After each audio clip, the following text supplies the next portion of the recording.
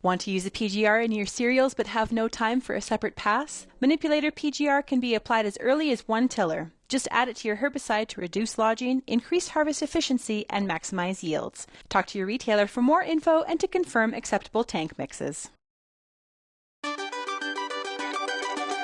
Good day, and welcome to Wheat Pete's Word here on Real Agriculture for Wednesday, May the 8th.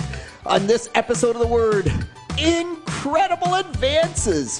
Hey, everybody, stay calm. We're going to get there. And then Agronomy answers lots of questions, lots of current things that I absolutely need to address on this episode of The Word. Let's go.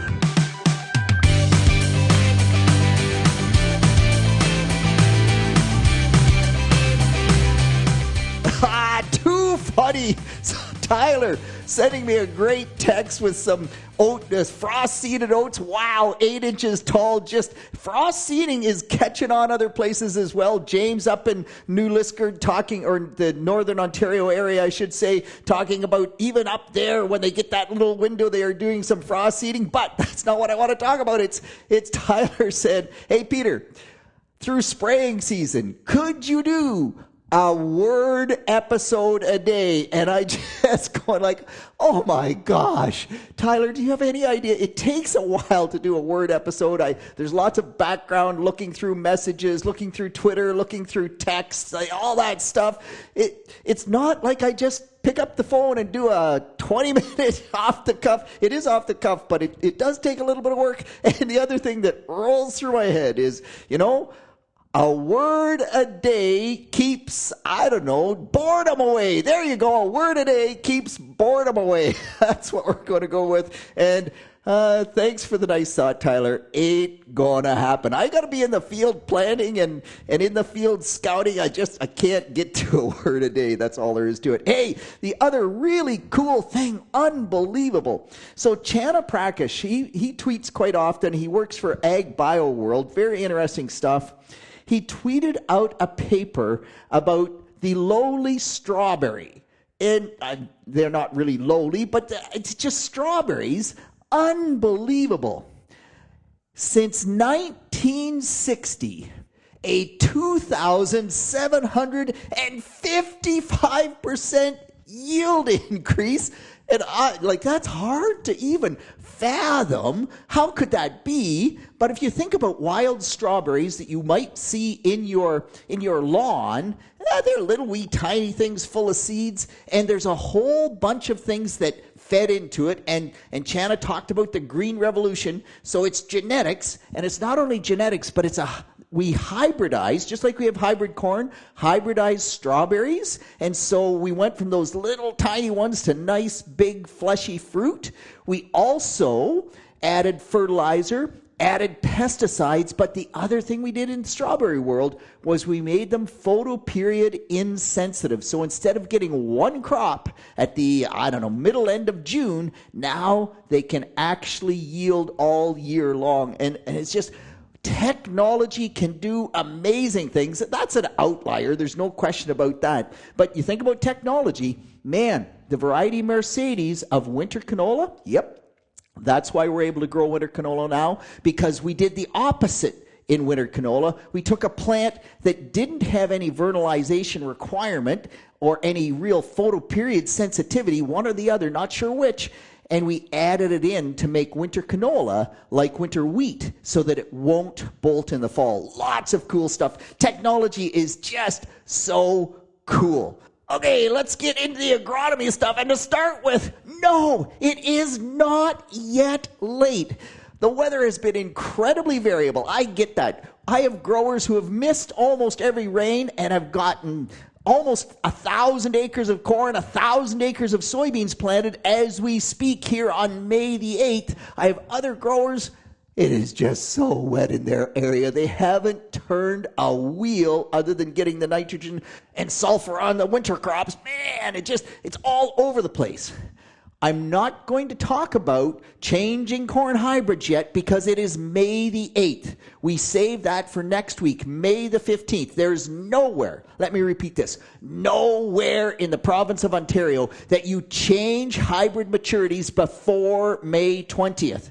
And it's just give yourselves some time. We will get there. Stay calm. It's hard, I know. Everybody wants to go when some people are going, your neighbors are going, or people you talk to that are, I don't know, a county away, something like that. Oh, gosh, it's so tough to sit there. But as Phil Needham always says about his dad, quotes his dad, and the wheat crop, well sown is half grown. And when I look at corn yields, man, if we can plant corn in good conditions, we increase the yield potential because of the uniformity. If you have to push something, push soybeans, but it's not late yet. We're not making any switches, and just stay the course. We'll talk about that next week if we have to. By the way, the early planted crops, yes, the corn has emerged, the soybeans are emerged. Things are flying from that perspective. We cut the first forage rye that I'm aware of on May the 5th. Unbelievable. We're harvesting hay on May the 5th in Ontario. That is phenomenal. Winter barley and head on May the 3rd. All that early February, or warm rather, February weather is still driving the winter cereal crops really crazy fast. What the other really interesting thing, though, that I'm noticing in spades is that the early planted winter crops from, let's say, Exeter, Mitchell, kind of that Highway 8 corridor, Clinton, south, they're crazy early. The late planted crops, they're early, but not as early as the early planted crops. So there's something about the stage of development. And as we move north, talk to Deb Campbell, Agronomy Advantage, up in that kind of Dundalk area, the shorter season area. She says they're not nearly as far ahead as we are further south. So when you hear me talk about how far ahead we are, yeah, it's not everywhere, that's for sure. Just on that note, both Emily and Jason sending me a bunch of questions around wheat staging and trying to get it right, and that is so cool. Keep doing that. Just to watch the management that we apply to the winter wheat, winter barley crop increase in this province is phenomenal. Pay attention. It will pay you dividends. Right now, by the way, right now in southwestern Ontario, we are in the critical stage for yield potential. Dr. Dave tweeting out a picture of his wheat crop, just making gourd and wheat peat both incredibly jealous. Such a gorgeous looking wheat field. That Dr. Dave guy, he knows what he's doing way more than wheat peat does. But yes, 2 weeks prior to heading plus 10 days after heading, let's say 10 days and 10 days either side of heading, or 2 weeks and 2 weeks, that is when the wheat crop needs to be photosynthesizing at maximum flat out yield potential. We need sunshine. We need cool temperatures. We need full canopy closures so we intercept all that sunlight, and we need no stress on the crop. So just hope for that. Lots of growers are saying to me, so Peter, winter barley on head, May the 3rd. This wheat crop, we have wheat crop in the boot stage. We are going to have wheat in head in the province of Ontario, almost guaranteed. By next Wednesday when I do the word, I'll be talking about that. Doesn't that give us massive yield potential? Should we be changing our management? Because now we're doing grain fill in what is typically a much cooler time of the year. We get grain fill during cool temperatures. We extend the length of that grain fill. Doesn't that give us awesome yield potential? And my answer is yes, theoretically, all of those things that you said are correct. But for goodness sakes, don't jinx it. And who knows, because we have seen early June before go to 35 degrees. I hope that doesn't happen. We're on track for great wheat. Let's hope the wheels don't fall off somewhere along the way, because, yeah, that can definitely happen. Okay, let's move on. Shane asking me, all right, so we sprayed the big weeds, the volunteer wheat out in my field. How long do I have to wait? The rain's coming. How long do I have to wait before I can do that word you hate, Peter, that tillage word? And Shane, if you get pushed, and we would always like longer, a day is sort of what we call the minimum, but if you super get pushed with any of these products from that perspective, look at the rain fast period. Glyphosate is rain fast in 6 hours. That means it's basically on the plant material. If you get it 6 hours and you're looking, you say, I have to go, you will give up a little bit of weed control, but if you get the crop in the ground, it's worth it. So give it at least the rain fast period, give it a day, give it 3 days if you can. The longer, the better the weed control. But man, we are in May. We want to get that crop in the ground.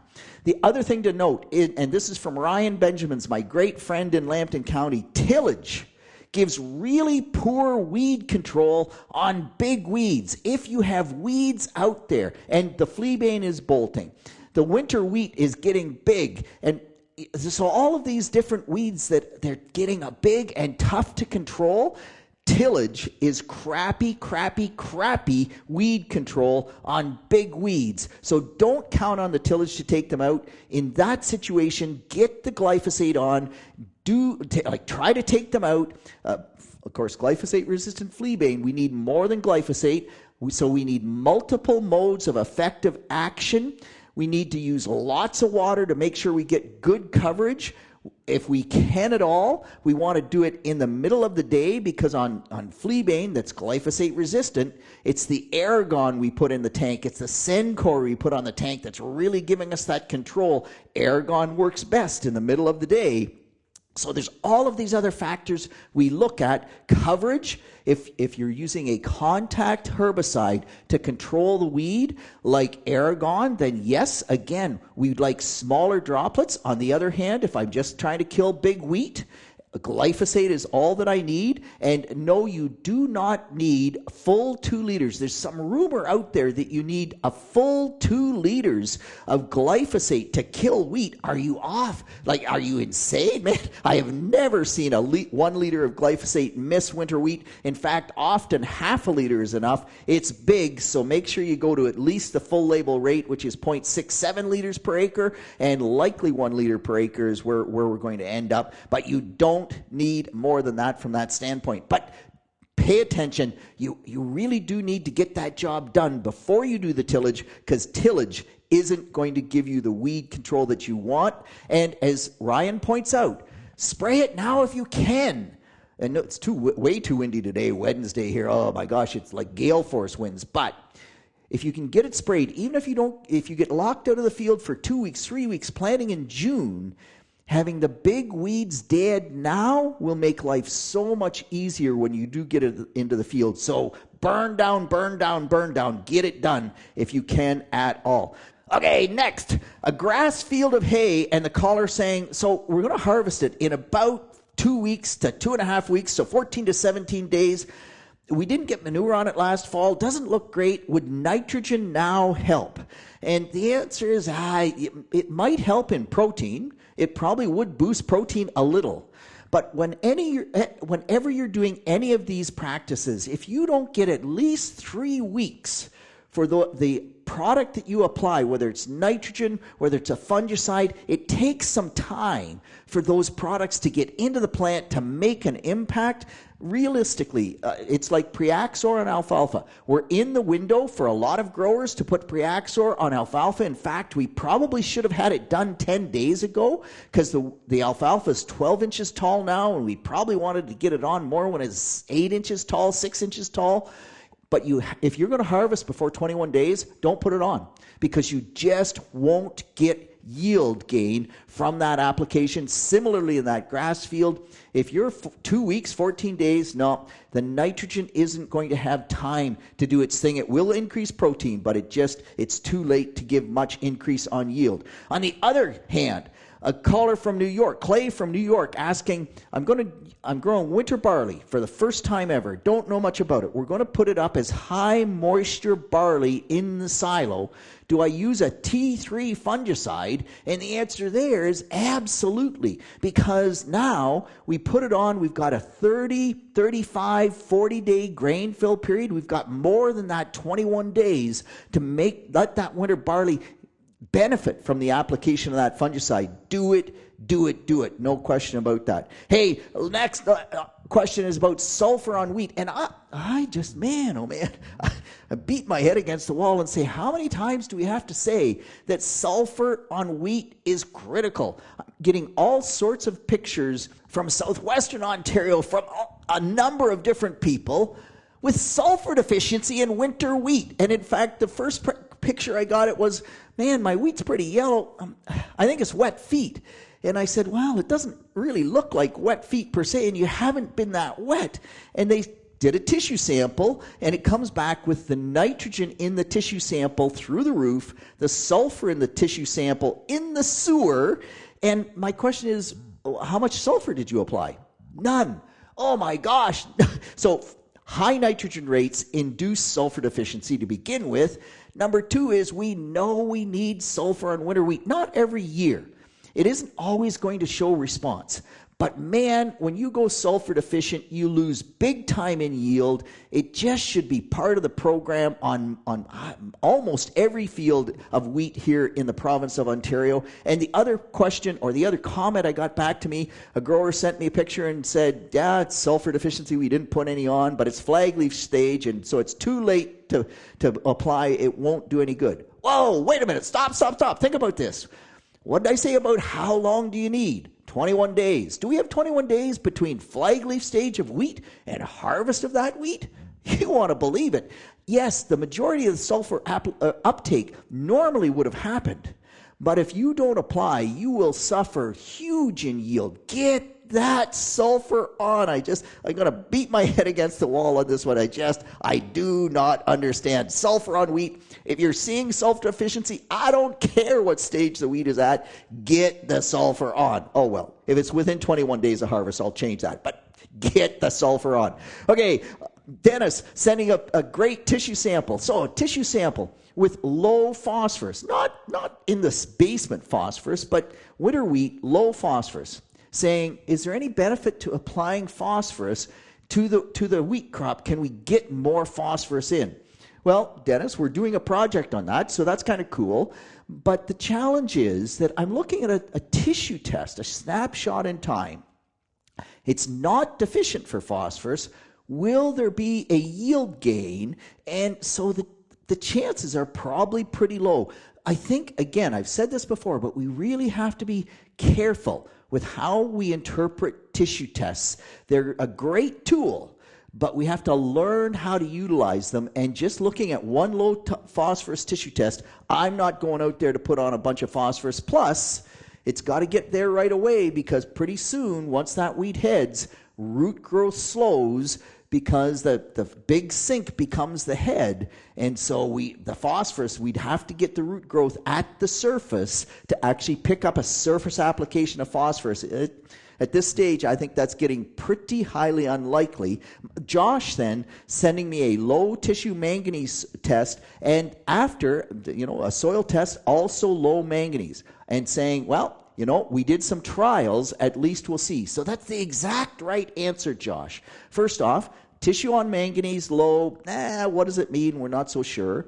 Soil manganese tissue, a soil test low in manganese, well, believe it or not, soil tests, as much as they're awesome tools, they're not all that reliable on manganese. Plus, the pH of the soil has a big impact. If all you look at is parts per million, man, the pH of the soil has a huge impact, plus whether or not it's saturated or dry. So manganese, do the plot. Joanna Fallings, the cereal specialist with Omafra, talking with her, she saw some yellow wheat on sand soil, and it's probably sulfur, because it had that look. But on sand soil, again, you would want to do the tissue test, just because sand soils are manganese prone, and it might be manganese, not sulfur. All right, last agronomy thing, because I'm out of time, is on alfalfa weevil. Get out there and scout. Chris Stefanzo, the entomologist from Michigan State, finding alfalfa weevil close to threshold in Michigan. That means they're probably in Ontario. If your alfalfa is 12 inches tall and you see leaf tip feeding damage on 3 out of 4 stems, or 75% of the stems, spray, spray, spray. Scout your older stands first because the weevil will overwinter in the field borders, so that's where you tend to scout first, or new stands that are close to old stands. They've had big issues with alfalfa weevil in Ohio State. It looks like we could see more insect issues this year. We're getting reports of cereal leaf beetle starting to show up in the winter wheat crop. So pay attention, get out there and scout. But weevil could be a problem this year. So it's scout, scout, scout. If you're at the threshold, control is warranted. And with that, I am once again out of time. This is Wheat Pete with the word for Wednesday, the 8th of May. Keep the questions coming because this is a bunch of fun. And Tyler, sorry about your luck, but this is the only episode for the week of the 8th of May. Talk to you next week. Good luck planting.